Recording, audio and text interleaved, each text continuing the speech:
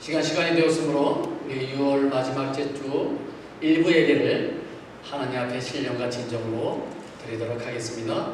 다 함께 묵도하시겠습니다.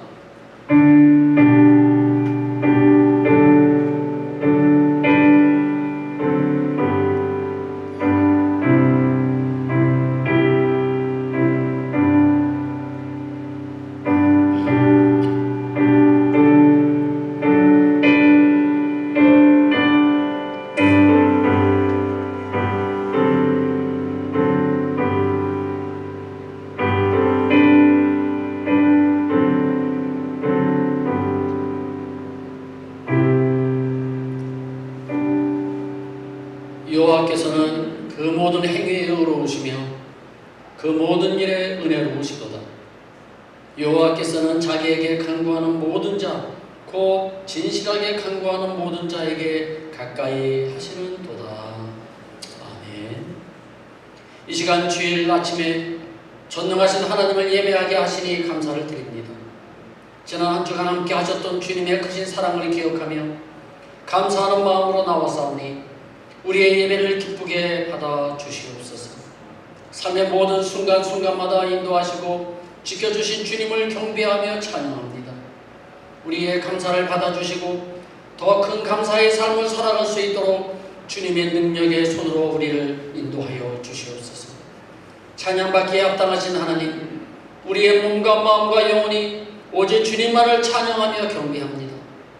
우리가 이 시간 찬양할 때에 우리의 영혼이 기쁨으로 충만하게 하시고 어두워진 우리의 마음이 감사와 소망으로 밝아지게 하여 주옵소서. 우리가 입술을 벌려 찬양할 때에 우리의 영혼이 기뻐 춤추며 하늘의 은혜를 경험하는 귀한 이 시간이 되게 하여 주시옵소서. 우리의 연약함을 강하게 하시고 우리의 어두워진 부분을 환하게 밝히시는 하나님 아버지, 세상 죄악은 끊임없이 우리를 넘어뜨리려고 하고 우는 사자처럼 우리를 호시탐탐 노리고 있습니다. 우리 혼자 힘으로는 이 죄악의 유혹을 이길 수 없사오니 그 유혹을 이길 수 있는 믿음과 용기를 허락하여 주시옵소서. 오직 죄를 이기시는 분은 예수님이심을 믿고 우리가 날마다 예수님의 이름을 의지하며 나아가오니 우리를 죄의 손에서 벗어나게 하시고 승리하게 하여 주시옵소서. 언제나 우리의 부족함을 채워주시고 우리보다 앞서 모든 것을 예비해 주시는 주님의 은혜에 감사와 찬양을 드립니다. 우리가 간절히 바라고 원하는 마음의 소원이 온전히 주님께 상달되기를 원합니다. 그러나 우리의 뜻대로 하지 마시고 주님의 뜻대로 우리의 기도가 응답되게 하여 주시옵소서. 우리의 욕심과 교만한 마음을 겸손히 내려놓사오니 우리의 기도가 하나님 앞에 응답되게 하여 주시옵소서. 능력의 말씀으로 우리를 세우시는 주님, 오늘 선포되는 말씀을 통하여 우리의 믿음이 더욱 성장되고 변화되기를 간절히 소망합니다. 우리 교회가 성령이 충만한 교회가 되고 그리스도의 향기가 나는 교회가 되어서 많은 영혼들이 이곳에 와 영혼의 안식을 얻는 구원의 방주가 되게 하여 주시옵소서. 오늘 예배를 준비하는 모든 일꾼들과 함께 하시고 주님 홀로 영광받아 주시옵소서. 우리 교회의 머리가 되시며 우리 인생의 길이요 진리요 생명이 되시는 예수 그리스도의 이름으로 기도드립니다. 아멘.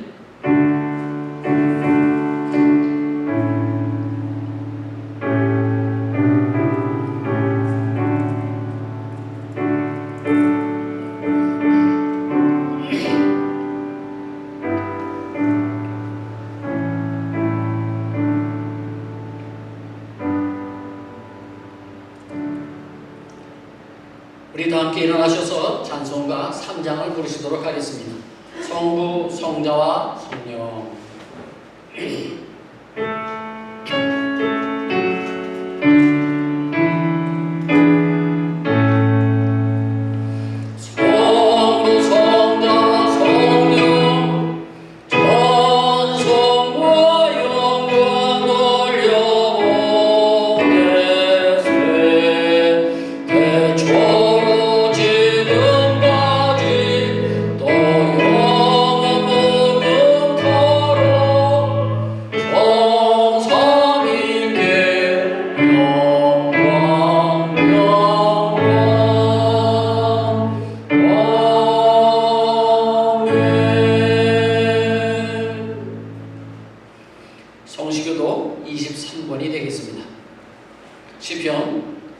43편 말씀입니다.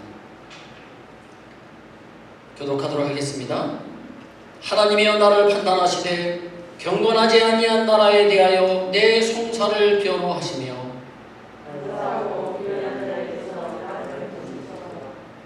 주는 나의 힘이 되신 하나님이시거늘 어찌하여 나를 버리셨나이까.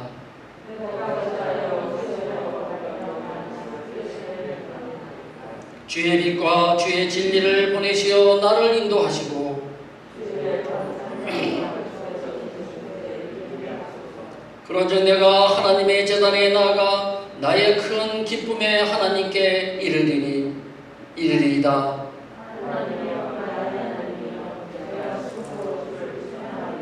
내 영혼아 네가 어찌하여 낙심하여 어찌하여 내 속에서 불안해하는가.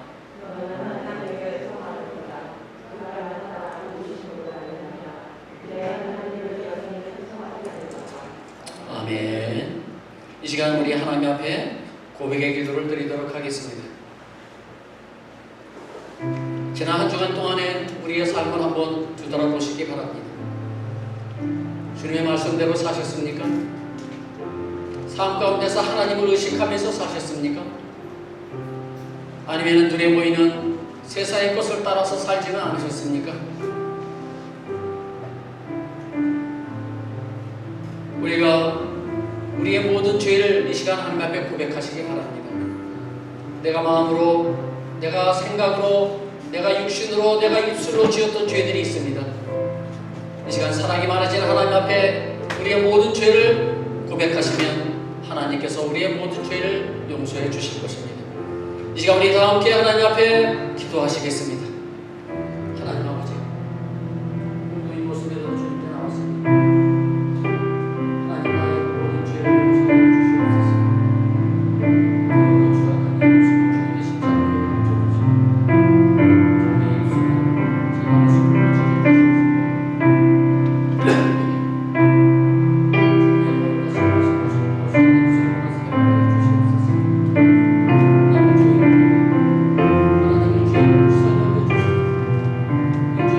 십자가에 얹어주시고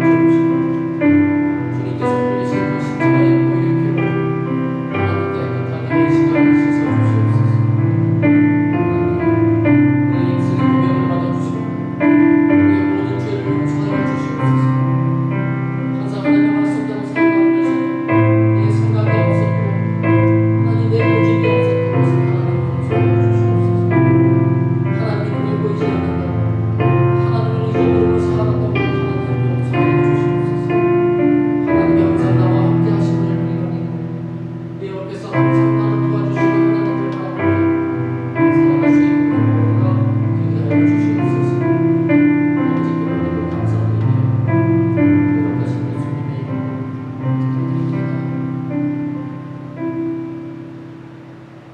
너희 죄가 주홍 같을지라도 눈과 같이 쉬어질 것이요 진홍같이 붉을지라도 양털같이 희게 되리라. 아멘.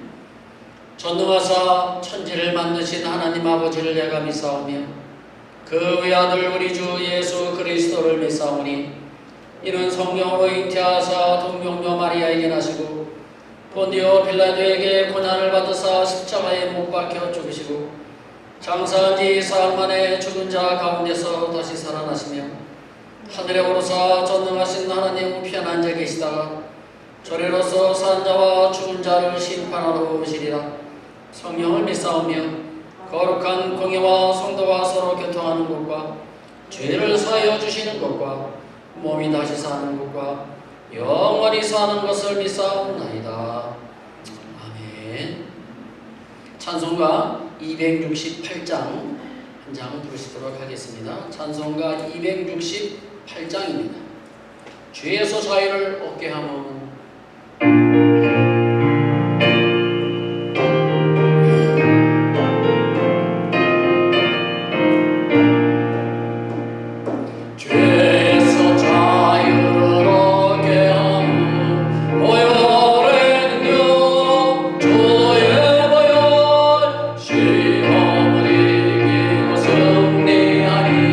참 놀라운 능력이로다.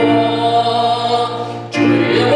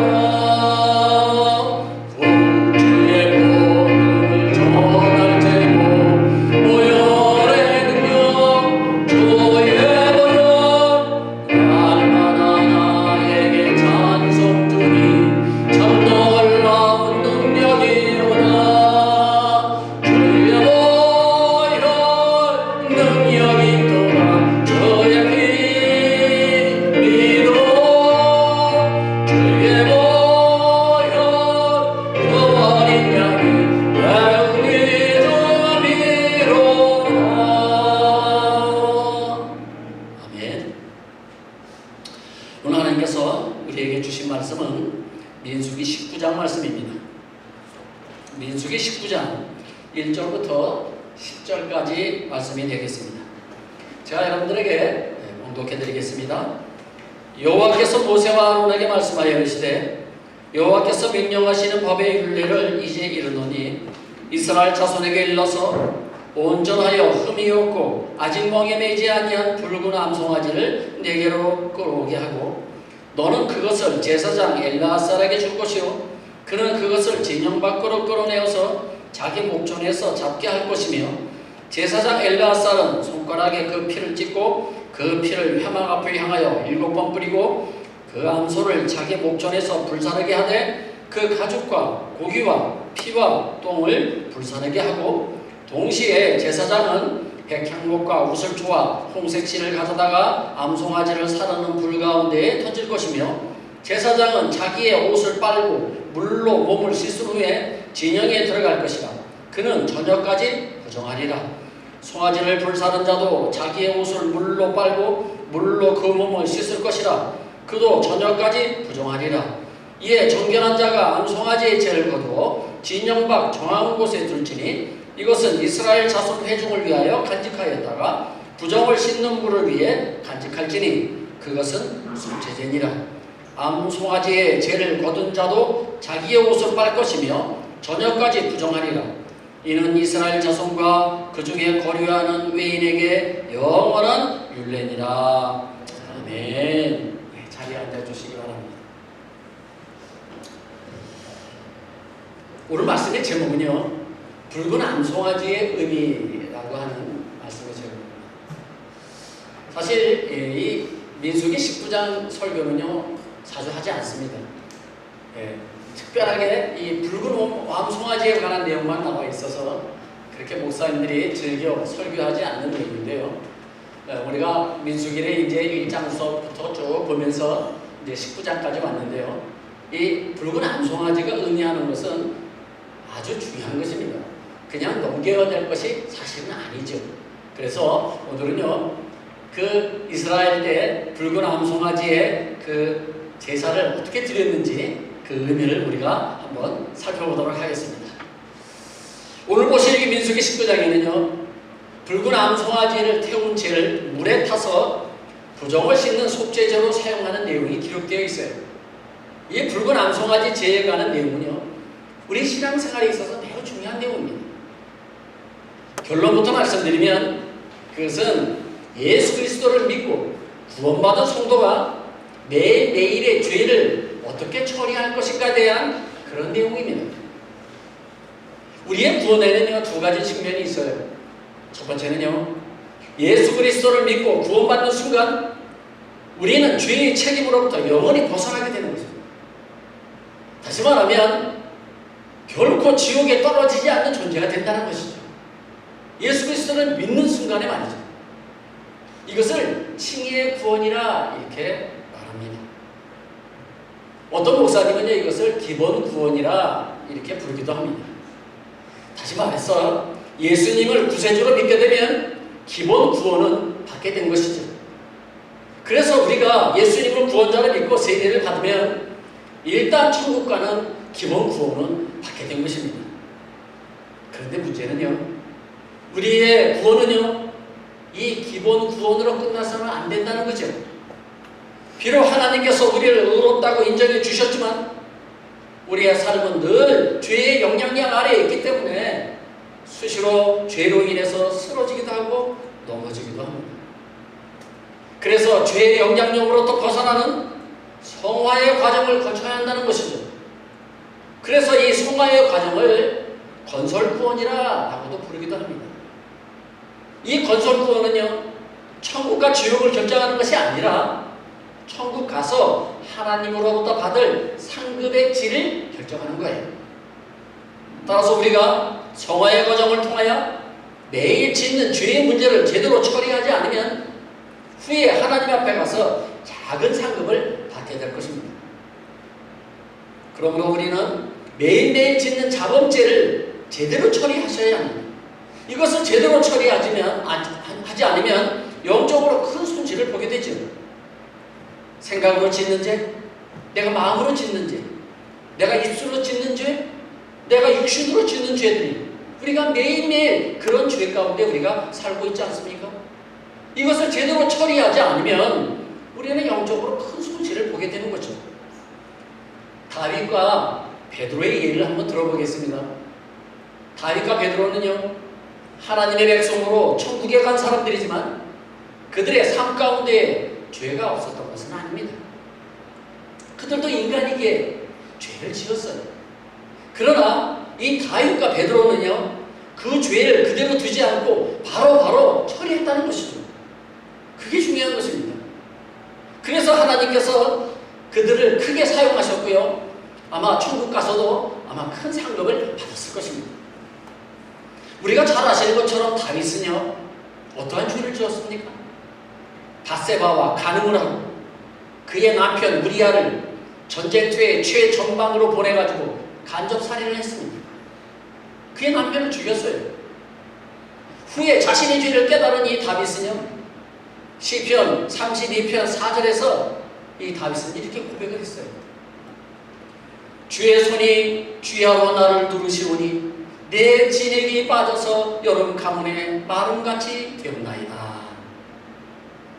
다윗의 고백이에요. 한마디로 무슨 말입니까? 죄악으로 말미암아 매우 고통스럽다는 거죠. 만약 다윗이 계속해서 그런 죄의 상태에 머물러 있었다면 그는 영적으로 큰 손해를 보았을 것입니다.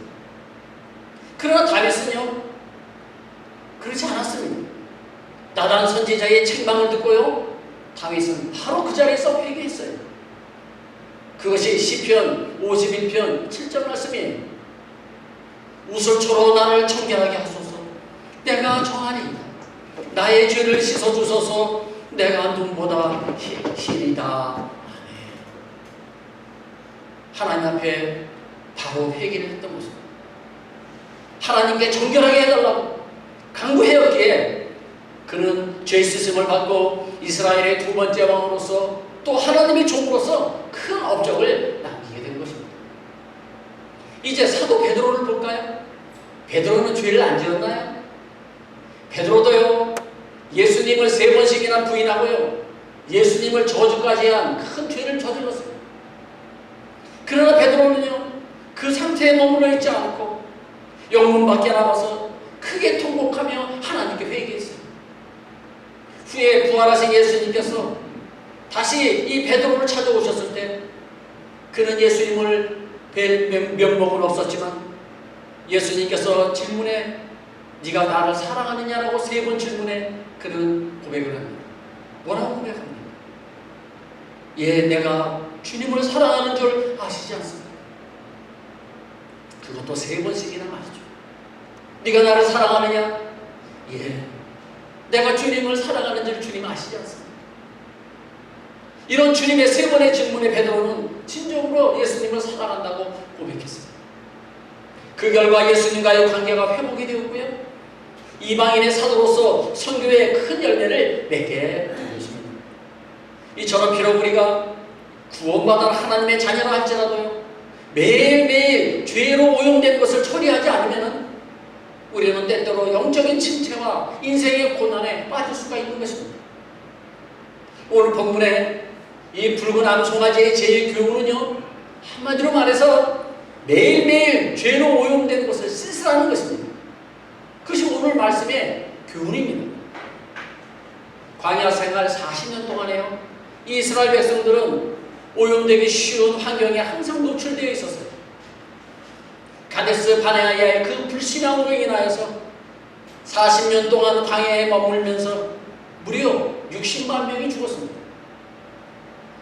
여호수아하고 갈렙을 제외하고요, 매일 하루에 평균 40명씩 죽은 거예요. 아마 여기저기서 장례를 치르고 하는 소리가 들렸을 거예요. 이스라엘 백성들의 광야 행진은 한마디로 장례 행진이라고 해도 과언이 아닐 것입니다. 상황이 이렇다 보니 광야에서 이스라엘 백성들이 그 전염병에 오염될 위험성은 매우 높았어요. 그렇다면 이스라엘 백성들이 오염되는 경우에는 어떤 것이 있을까요? 한번 알아보겠습니다. 주로 4가지 경우가 있는데요, 오늘 말씀을 중심으로 해서 한번 여러분들에게 알려드리겠습니다. 그 첫 번째가 11절 말씀이에요. 사람의 시체를 만진 자는 이래 동안 부정하리니. 시체와 접촉한 자는 부정하게 되어서요 7일 동안 격리해야 했습니다. 이렇게 한 이유는요, 당시에는 전염병이 제일 무서웠어요. 당시 광야에는 씻은 물도 넉넉하지 않았고요, 소독약이나 치료약도 없었어요. 그래서 이런 규례가 필요했던 것입니다. 두 번째는요, 14절 말씀이에요. 장막에서 사람이 죽을 때의 법은 이러하니 누구든지 그 장막에 들어가는 자와 그 장막에 있는 자가 이래 동안 부정할 것이며. 장막에는 여러 사람이 살고 있는데요, 그 중에 한 사람이 죽으면 시신을 만지지 않았다 할지라도요 장막 안에 함께 있었던 모든 사람들은 부정한 자로 간주하여서요 7일 동안 격리해야 했습니다. 이것도 전염병 때문에 그랬습니다. 세 번째는요 15절 말씀이에요. 뚜껑을 열어놓고 덮지 아니한 그릇은 모두 부정하니라. 장막 안에서 사람이 죽었는데 그 장막 안에 뚜껑을 덮지 않은 그릇이 있었다면 뚜껑을 덮지 않은 그릇과 함께 그 내용물도 부정하다는 것이죠. 이것은 부주의함에서 오는 오염이에요. 조금만 조심했으면, 뚜껑을 닫았으면 그런 오염은 오지 않는데 부주의해가지고 그 그릇에 뚜껑을 열어놓는 바람에 오염이 된 것이죠. 마지막으로 16절 말씀이에요. 누구든지 들에서 칼에 죽은 자나 시체나 사람의 뼈나 무덤을 만졌으면 이래 동안 부정하리니. 들을 지나다가요 전쟁 중에 칼이나 화살에 맞아서 죽은 그런 군인의 시신이나 뼈에 몸이 닿아도요 그 사람은 부정하다는 것이죠. 이처럼 이스라엘 백성들은 쉽게 오염될 수 있는 환경에 처해 있었어요. 그렇다면 이 오염 처리의 필요성에 대해서 한번 알아보도록 하겠습니다. 왜 오염 처리를 해야 되는지. 현재 그리스도인들이 살고 있는 이 세상도요 마치 광야와 같습니다. 우리는 언제 어디서나 죄의 오염된 환경에 처해 있어요. 늘 죄인들과 접촉하며 죄인들과 함께 살아가고 있기 때문이죠. 이 오염을 제대로 처리하지 않으면 영적인 큰 위험과 손해가 찾아오게 될 것입니다. 오염을 처리하지 않고 부정한 채로 살아가는 사람에 대해서는 성경에서 이렇게 말씀했어요. 13절 말씀이에요.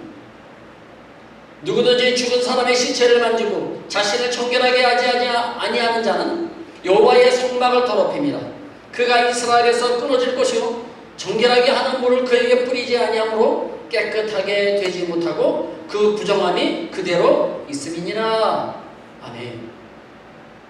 어떻게 보면 작은 죄 같은데요 너무 큰 형벌이 주어지는 것 같습니다.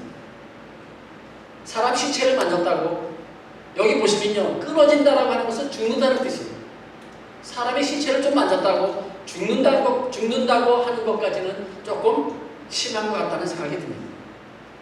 또한 20절에서도 보면은요 사람이 부정하고도 자신을 정결하게 하지 아니하면 여호와의 성소를 더럽힘이니 그러므로 회중 가운데서 끊어질 것이니라. 그는 정결하게 하는 물로 뿌림을 받지 아니하였은즉 부정하니라. 아멘. 길을 지나가다가요 자기도 모르게 시체 한번 건드렸다고요 이스라엘에서 끊어진다고 하는 것은 너무 가혹한 형벌이 아닐까요? 그렇다면요 여러분, 하나님께서 왜 이런 사소한 부정에도요 이와 같이 큰 벌을 내리시는 것일까요? 그것은요 성도들이 이 세상에서 죄에 오염된 채 살면서도 그 부정을 날마다 처리하지 않으면 얼마나 위험한 것인가를 경고하신 것입니다. 우리는 오염된 이 세상 속에서 살아가고 있어요. 부정한 사람들과 만나기도 하고요 사귀기도 하고요 그 가운데 우리가 오염될 수 있다는 거예요. 그런데 이 오염을 매일매일 처리하지 않으면 어떻게 됩니까? 이스라엘 백성들이 끊어졌던 것처럼 우리도 끊어진다는 거예요. 죽는다는 거죠. 비록 천국 가는 기본 구원을 상실하지는 않는다 할지라도 건설 구원의 큰 손해를 보게 된다고 하는 그런 말씀인 것입니다. 세 번째, 지금부터 이 오염을 어떻게 처리해야 하는지 우리가 한번 알아보도록 하겠습니다. 이스라엘 백성들이 시체에 접촉했을 때 그 오염을 처리하는 방법은요, 붉은 암송아지를 태운 채를 물에 타서 우슬초로 찍어가지고요, 부정하게 된 사람에게 뿌렸어요. 이렇게. 자, 우슬초로 뿌렸는데요, 우슬초가 어떻게 생겼느냐 하면 이렇게 생겼습니다. 자, 이게 우슬초 풀입니다. 그러니까 붉은 황송아지를 태운 그 젤을요, 물에다 타가지고요, 그 물을 이 우슬초로 찍어가지고요, 사람에게 뿌렸단 말이죠. 그럼 청결하게 됐다는 거예요. 성경에는 기록되어 있지 않지만은요, 이스라엘 문헌에 보게 되면은요, 일주일 동안 부정하기 때문에요, 제 세 번째 날과 제 마지막째 날, 7일째 되는 날 각각 7번씩을 그 사람에게 뿌렸다는 겁니다. 그러면 그 사람은요, 깨끗함을 받게 되었다는 것이죠. 그 당시에 그 오염을 처리하는 방법이었어요. 본문 2절을 보시면은요, 여호와께서 명령하시는 법의 율례를 이제 이루노니 이스라엘 자손에게 일러서 온전하여 흠이 없고 아직 멍에 매지 아니한 붉은 암송아지를 내게로 끌어오게 하고 라고 하는 말씀이 있습니다. 오직 붉은 빛이 나고요, 멍에를 메어보지 않은 흠없는 암송아지만이 오염을 제거할 수 있다, 그 말씀입니다. 다른 송아지는 안 돼요. 붉은 빛이 나는 송아지, 붉은 암송아지, 그것도 붉은 암송아지는요, 흔한 짐승이 아니에요. 이스라엘 역사상 이 붉은 암송아지는요, 9마리밖에 태어나지 않았답니다. 모세 시대에 1마리가 태어났고요, 에스라 시대에 1마리, 그 이후에 7마리가 태어났는데요, 마지막 붉은 암송아지는요, AD 69년에 태어났다고 합니다. 이 마지막 붉은 암송아지를 태워서 죄를 만들고 난 후에 어떤 일이 벌어졌느냐 하면, 로마의 티투스 장군이요, 예루살렘을 침공하여서 이스라엘을 멸망시킨 일이 일어났습니다. 그러다가요, 그 이후에 2002년도 3월에요, 이 붉은 암송아지가 이스라엘에서 태어났어요. 그러자 많은 예언가들이요, 별별 이야기들을 만들어내기 시작했어요. 마지막 세계전쟁이 이스라엘의 아마겟돈에서 일어날 것이다, 그런 예언한 사람도 있었고요, 예수님의 재림을 예고하는 징조라고 하면서요, 곧 예수님께서 오셔서 이스라엘 성전을 부수고 그곳에 여호와의 성전을 세울 것이다 라고 하는 그런 등등 여러 가지 예언들을 쏟아내기 시작했어요. 신기한 일이기 때문에 그렇습니다. 그러나 저는 그런 예언들을 다 믿지 않습니다. 중요한 것은요, 붉은 암송아지가 상징하는 것은요, 예수님의 재림이나 세상의 종말이 아니라는 것이죠. 그렇다면 붉은 암송아지가 과연 무엇을 의미하는 것일까요? 제가 이것을 여러분들에게 말씀드리고자 하는 것입니다. 지금부터 한번 알아보겠는데요, 이스라엘 백성들은 붉은 암송아지가 태어나면 어떻게 했냐면 제사장에게 가지고 왔어요. 당시의 제사장은요, 아론의 셋째 아들인 엘르아살이었어요. 그래서 사람들이 그 엘르아살에게 이 붉은 암송아지를 가지고 오면, 데리고 오면요, 이 엘르아살은 붉은 암송아지를 이스라엘 진영 밖으로 끌고 나가가지고요, 그 송아지를 데리고 온 사람이 제사장이 보는 데서 직접 잡습니다. 그러면은 제사장은요, 그 피를 받아가지고요, 손가락에 찍어서 회막 정문을 향해서 7번을 뿌립니다. 이처럼 붉은 암송아지의 죄로 정결함을 받는 것도 중요한 것이지만 여기 피가 더 중요한 것입니다. 이 피가 과연 무엇을 의미하는 것일까요? 피를 7번 뿌린다고 하는 것은요, 완전한 속죄를 의미하는 것이죠. 붉은 암송아지의 피가 죄보다 더 중요한 것은요, 사람이 하나님 앞에 가서 상을 받는 것도 중요하지만 그 이전에 천국 가는 것이 더 중요하죠. 천국 가지도 않았는데 천국 가서 상 받는 거 먼저 걱정합니까? 먼저 우리가 걱정해야 되는 것은 천국 가는 게 먼저 문제죠. 이것이 인생에서 제일 중요한 문제입니다. 천국 가는 거. 다른 것은 다 실패했다 할지라도요, 예수 믿고 천국 가는 기본 구원을 받았다면요, 그 사람은 성공한 사람입니다. 예수님만 믿지 않는 사람은 성공해도 실패고 실패해도 실패입니다. 그러나 예수님을 믿는 사람은요, 성공하면 성공이고 실패해도 성공인 거예요. 왜냐하면 살아서도 복을 누리고 죽어서도 영원한 복을 누리기 때문에 얼마나 행복한 사람입니까? 그러므로 이 자리에 참석한 여러분들 가운데 아직 예수님을 구원자로 믿지 않고 계시는 분이 계신다면 지금이라도 늦지 않았으니까 예수님을 구원자로 믿고 우리 함께 천국 가시기를 바랍니다. 자, 네 번째, 그렇다면 이 붉은 암송아지가 상징하는 것은 무엇일까요? 이제 마지막입니다. 거의 이제 도달했습니다. 제사장이 회막 정문을 향해 피를 뿌린 이 붉은 암송아지의 고기와 가죽과 피와 똥까지 모두 진영 밖에서 불사르라고 하셨습니다. 이때 제사장은요, 붉은 암송아지를 태울 때에요, 세 가지를 더했어요. 여기 성경에 보시면요, 백향목과 우슬초와 홍색식, 이 세 가지를 이 고기가 타는 곳에다가 갖다 던지라고 했어요. 같이 태우라는 거죠. 그렇다면 이 세 가지가 함께 이 붉은 하고 타는데요. 그 부분은 제가 조금 이따 다시 말씀드리고요. 이 세 가지가 함께 붉은 암송아지가 다 타면은요, 그 재를 모아서 깨끗한 항 안에다가 담아다가 진 밖에다가 둡니다.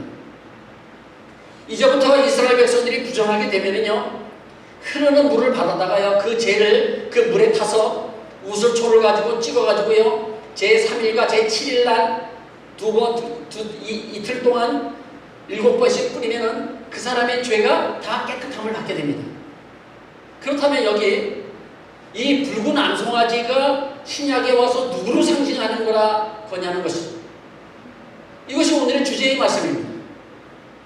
붉은 암송아지는요, 흠없고 죄 없이 영문 밖에서 죽임을 당하신 예수 그리스도를 상징하는 것입니다. 이게 중요한 것입니다. 이미 구약에서 예수 그리스도를 이미 상징하셨어요. 그렇다면 이 백향목과 우슬초와 홍색실을 같이 던져서 불로 태웠는데요, 그것은 도대체 무엇을 의미하는 것일까요? 성경에는 기록되지 않습니다만 학자들이 이렇게 말하고 있습니다. 이 백향목은요, 그리스도의 신성을 말하는 것이고, 우슬초는요, 그리스도의 인성을 말하는 것이고, 이 홍색실은요, 그리스도의 보혈을 상징하는 것이라고 그렇게 말합니다. 그러므로 이 붉은 암송아지의 죽음을 통하여 이스라엘 백성의 죄가 용서함을 받았던 것처럼 예수 그리스도의 십자가에서 흘리신 그 보혈의 피로 말미암아 우리의 모든 죄가 깨끗함을 받게 된다고 하는 사실이죠. 이게 중요한 것입니다. 예수 그리스도의 보혈은 우리에게 천국 가는 기본 구원도 주시고, 천국 가서 우리가 받게 될, 상을 받게 될 그 건설 구원도 주신다는 것이죠. 다시 말하면 주님의 피로 우리가 구원을 받고 천국에 들어가면 그 피로 우리의 죄가 깨끗함을 받아 하늘의 상급을 풍성하게 받게 된다는 사실을 우리는 믿으시기 바랍니다. 오늘 말씀의 결론을 드리겠습니다. 오늘 본문은요, 하나님의 성도라면 죄에 오염된 채로 살면 안 된다는 교훈을 주고 있습니다. 예수님께서 베드로에게 요한복음 13장 10절에서 이렇게 말씀하셨어요. 예수께서 이르시되 이미 목욕한 자는 발밖에 씻을 필요가 없느니라. 온몸이 깨끗하니라. 너희가 깨끗하나 다는 아니니라. 아멘. 여기서 목욕은 무엇을 의미하는 것일까요? 이게 기본 구원을 의미하는 것입니다. 예수 믿고 천국 가는 거예요. 이것이 목욕을 씻었다 이렇게 표현한 거예요. 오늘 이 자리에 예배드리고 있는 저와 여러분은요, 이미 목욕을 하신 분들입니다. 왜요? 예수님을 믿기 때문에. 기본 구원을 받았기 때문에 우리는 언제 죽어도 천국에 갈 하나님의 백성이라는 사실이죠. 그러나 목욕한 것으로 끝나시면 안 됩니다. 인생길을 걷다 보면은요, 발이 자꾸 지저분해져요. 그래서 매일 발을 씻는 일을 해야 하는 것처럼 매일 삶 가운데서 더러워진 부분을 회개하며 깨끗이 씻어야 한다는 것이죠. 이것이 바로 성화의 단계입니다. 성화의 단계. 히브리서 12장 1절에 이런 말씀이 있어요. 모든 무거운 것과 얽매이기 쉬운 죄를 벗어버리라 라고 했어요. 우리의 인생은요, 마치 마라톤 경주와 같아요. 만약 씻지 아니한 그 오용, 그 고백하지 아니한 죄가 우리에게 만약 있다면 이는 무거운 짐을 지고 마라톤 경주하는 사람과 똑같은 거예요. 무거운 짐을 지고 마라톤 경주를 해보세요. 얼마나 힘들겠어요. 얼마 먹어서 지쳐버리고 빨리 뛰지도 못하고요. 결국은 상을 받지 못하게 될 것입니다.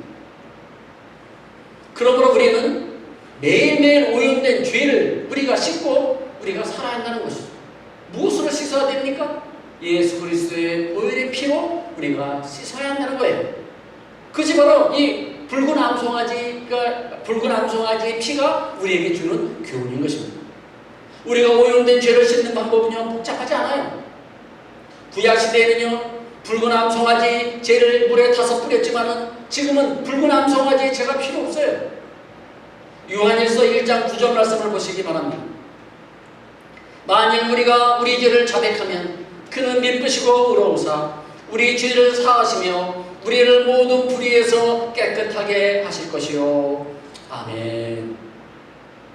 하나님께 우리의 오염된 죄를 자백하기만 하시면 됩니다. 어려운 일입니까? 어렵지 않죠? 자백하면 하나님께서 우리의 모든 불의에서 우리를 깨끗하게 하시지만요, 우리가 자백하지 않고 가만히 그대로 놔두면요, 우리는 깨끗함을 받을 수가 없는 거예요. 날마다 자신의 모습을 하나님의 말씀에 비춰보시고요, 반성할 것은 반성하고 회개할 것은 회개하여 예수님의 보혈로 씻음받게 되면 우리의 심령은 날마다 깨끗해지고 하나님과 동행하는 삶을 살게 될 줄로 믿습니다.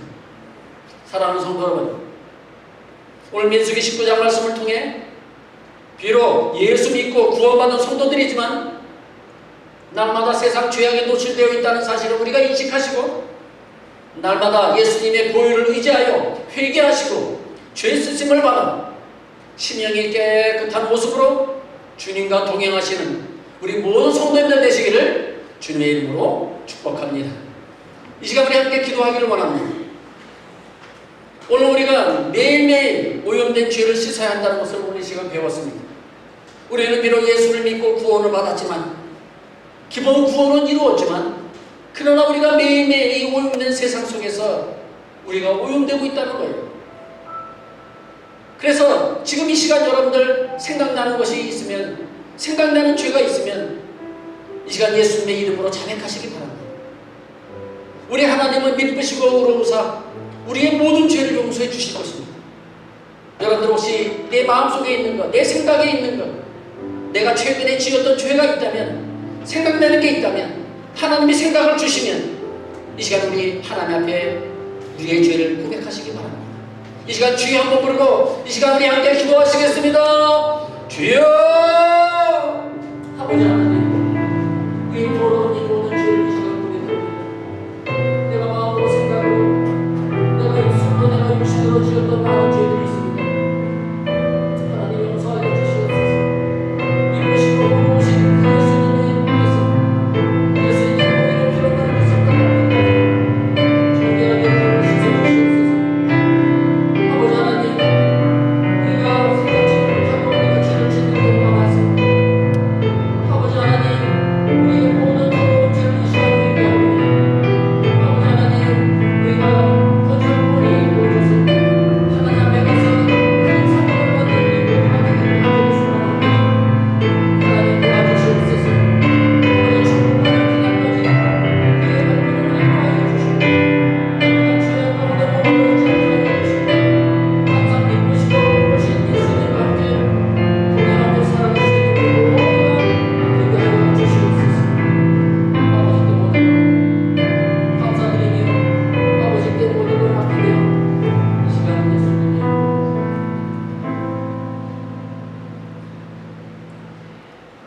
우리를 사랑하시는 하나님 아버지, 우리는 매일의 삶 속에서 세상의 죄악에 노출되어 있습니다. 우리가 세상 죄악에 오염되지 않게 하시고 하나님의 백성으로서 깨끗하고 정결하게 살아가게 하여 주시옵소서. 혹시 삶 가운데 오염된 것이 있다면 즉시 예수님의 이름으로 고백하고 회개하여 하나님 앞에 갈 때 깨끗한 모습을 유지하며 우리가 하나님 앞에 가게 하여 주시옵소서. 예수님이 십자가에서 흘리신 피와 찢기신 살로 우리의 몸과 영혼을 깨끗하게 씻어 주시옵소서. 그래야 훗날 천국에 가서 큰 상급을 받는 우리 모두가 되게 하여 주시옵소서. 우리를 구원해 주신 예수 그리스도의 이름으로 기도드립니다. 아멘. 찬송가 252장이 되겠습니다. 3절까지만 부르도록 하겠습니다.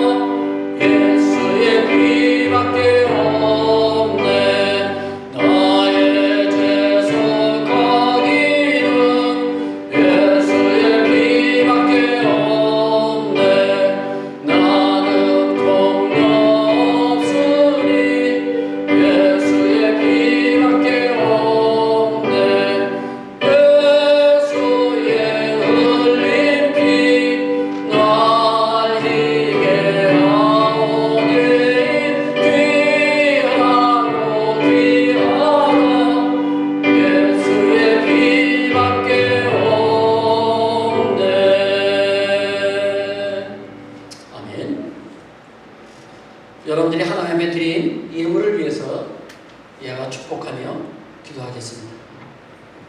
우리를 사랑하시는 하나님 아버지, 지난 한 주간도 주님의 은혜 가운데 우리의 모든 삶을 경영하여 주시고 지켜주셨음을 감사를 드립니다. 욥의 고백처럼 주신 이도 하나님이시오 거두시는 이도 하나님이심을 믿고 하나님이 주신 수입의 일부분을 주님께 바쳐사오니 하나님의 이름으로 우리의 찬양을 받아 주시옵소서. 오늘 예물을 바친 손길들 하나님께서 일일이 축복하여 주시고 좋은 땅에 떨어진 씨앗처럼 30배, 60배, 100배의 열매들을 다 맺게 하여 주시옵소서. 우리의 가정과 직장과 사업장을 축복하여 주시고 경영하여 주시어서 하나님의 영광이 드러나게 하여 주시옵소서. 우리의 선교지인 엘코로라도 하스미나 엘레나를 위해서 기도합니다. 우리가 드린 이 선교 헌금으로 그 땅이 변하여 예수님이 땅이 되고 어둠의 땅이 변하여 생명의 땅이 되게 하여 주시옵소서. 하나님, 건축이 시작되었사오니 건축이 마무리될 때까지 물질의 부족함이 없도록 하나님께서 물질을 허락하여 주시고 그 땅에 아름다운 교회가 세워질 수 있도록 하나님께서 역사하여 주시옵소서. 땅 빚고 노예 목사님에게도 능력과 열심을 더하여 주시어서 맡겨주신 그 사명을 잘 감당할 수 있는 능력의 종이 되게 하여 주시옵소서. 새로운 한 주간도 주님 말씀으로 승리하게 하옵시고 예수님의 이름으로 축복하며 기도드립니다. 아멘. 광고 말씀 여기까지만 드리도록 하겠습니다. 다음 주가 맥주감사 주일입니다. 두 번째 7월 3일이죠. 그래서 다음 주 맥주감사 주일이기 때문에 여러분들 맥주감사 주일은요 1년에 첫 열매입니다. 첫 번째 드리는 감사 예배입니다. 그러니까 제가 전에 지난주에 말씀을 드렸죠. 첫 열매의 중요성에 대해서 제가 여러분들에게 말씀드렸던 거 기억나실 겁니다. 그래서 1년의 첫 번째 수확을 하나님 앞에 드리는 마음으로, 첫 열매를 하나님 앞에 드리는 마음으로 여러분들 정성껏 예물을 준비해서 다음 주일에 하나님 앞에 드리시기를 바랍니다. 6월달부터 우리 주일학교, 중고등부 모든 예배들을 회복했습니다. 그래서 우리 여러분들 자녀들 혹시 가정에 있는 자녀들은 교회 오실 때 같이 데리고 오시기 바랍니다. 매일 오전 8시부터 9시까지 아침 기도회가 있고요. 그 다음에 토요일 날은 예배로 드리고 있으니까 여러분들 토요일 날 출근하지 않으시는 분들은 나오셔서 8시부터 예배에 참석해 주시기 바랍니다.